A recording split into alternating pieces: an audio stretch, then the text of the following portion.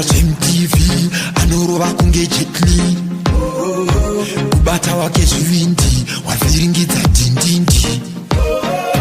koidzinyaya ndedzipi darasika nderipi zveniri iwe itizi zikutizi pamwe ndakasviba semasamba MTT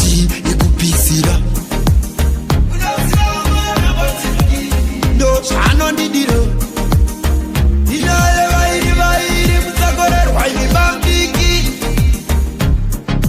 RUDO rudokwederuto umwene umwe ndango mirande wake satora weumwe satora weumwe uyo wakende wake ngazoro wevarume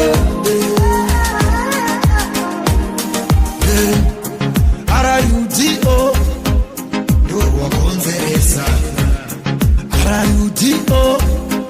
ndo wako paita dudu pakona pana dudu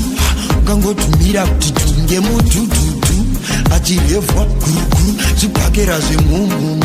akatozoti pi vanhu vakashaya kuti chi panyaya munomisa kuti chi ona zvaita veno amdi mwerekana watorove rodhi zvekusvika abhurodi netsoka maigodi unoti rikauya ungaridi usati yazviti harimboti kotikoti zvekusvika softi ihundu getiredi inoti parudo hapana hoti rinokanda mungoti umwene umwe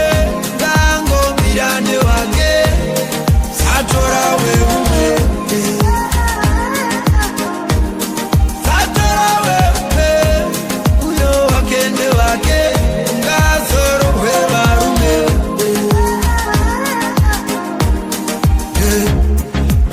mwana maide vano mazuva anovavajaidze kana imwaikasa hukura kuti hu hazvireve hairume ndafunga muchipambe zvaita udzikame